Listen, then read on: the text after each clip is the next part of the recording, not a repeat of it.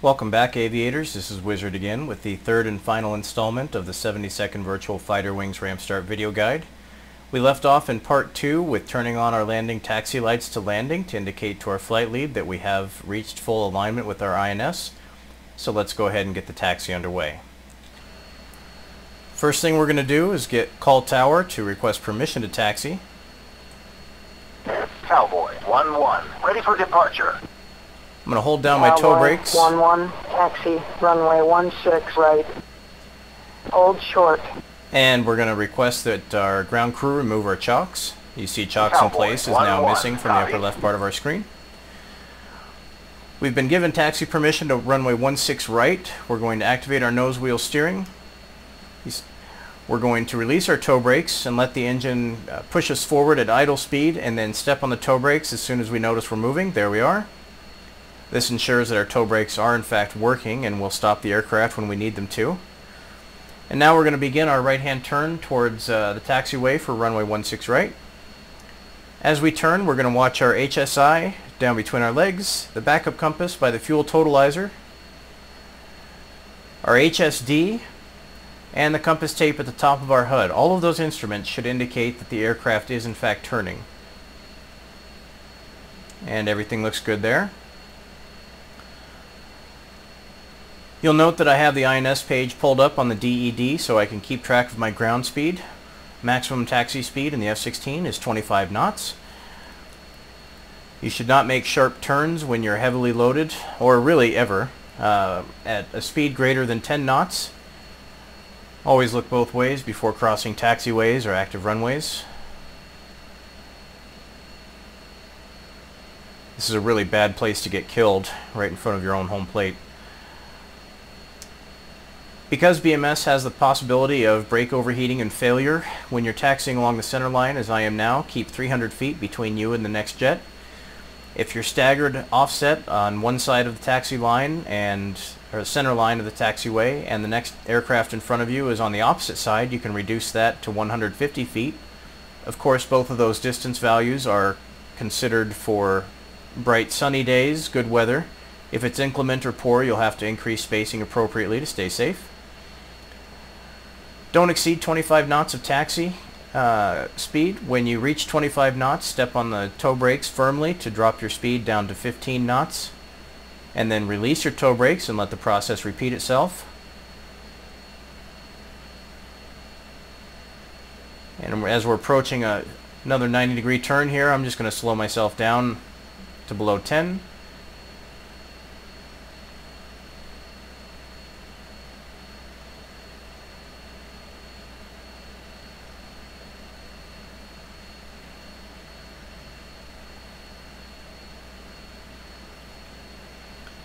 We're going to come to a stop at the hold short area because we have a few redundant checks that we need to perform, as well as a couple new things that we have not yet done that are required for safe takeoff and flight.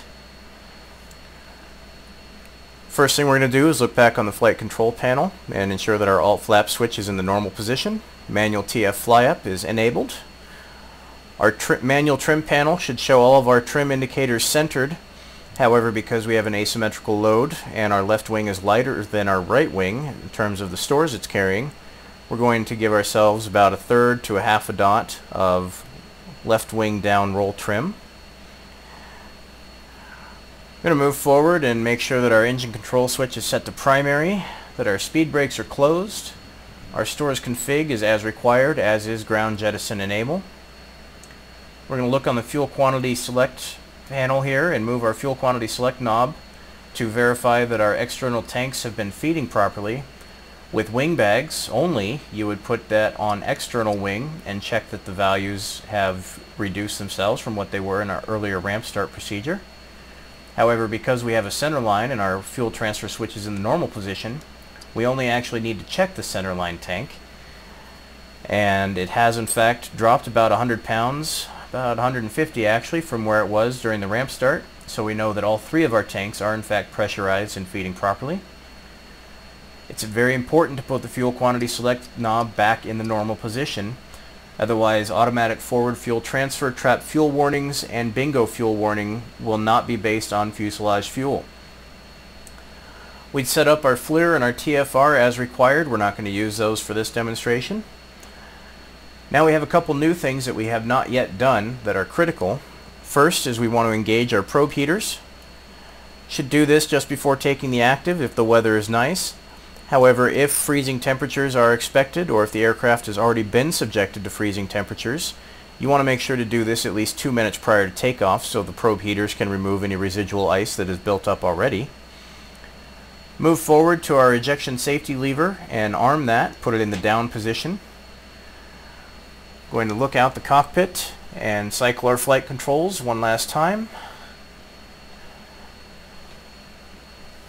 Good, everything's working well there. We're going to check our oil pressure. It's still greater than 15 psi, so that's good. Pull up our ALO page, make sure that those values have not reset to 0, otherwise your modular mission computer may have a malfunction. And last but not least, we're going to push the fault acknowledge button on the left eyebrow and look down at the annunciator panel, the pilot fault list, where it says no faults, all systems okay. That's what we're looking for. And do a quick glance around the cockpit and make sure you have no caution lights that are lit up. Alright, so with that we're going to go ahead and make sure no traffic is on its way down to land on runway 16 right. That's a bad day for us and them. We'll go ahead and take the active runway. Doing a single ship takeoff, so we're just going to line ourselves up directly on the center line. Once I get in position, I'll pause the sim for a moment to explain what we're looking for with the engine instruments.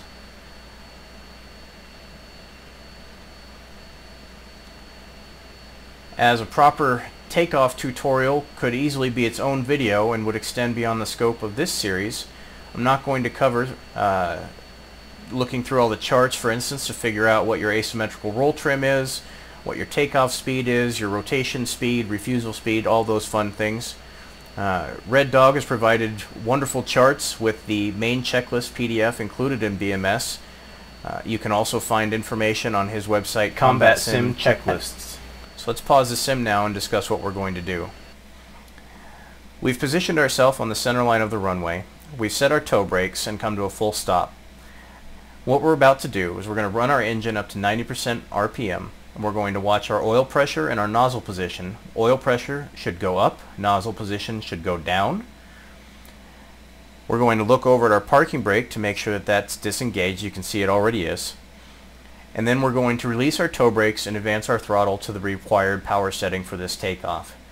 Normally with our configuration that we have right now, we're really heavy, and so I would use afterburner. However, to demonstrate proper engine response for military power, I'm going to start there, and then I'm going to select afterburner after we see that the military power position is responding properly.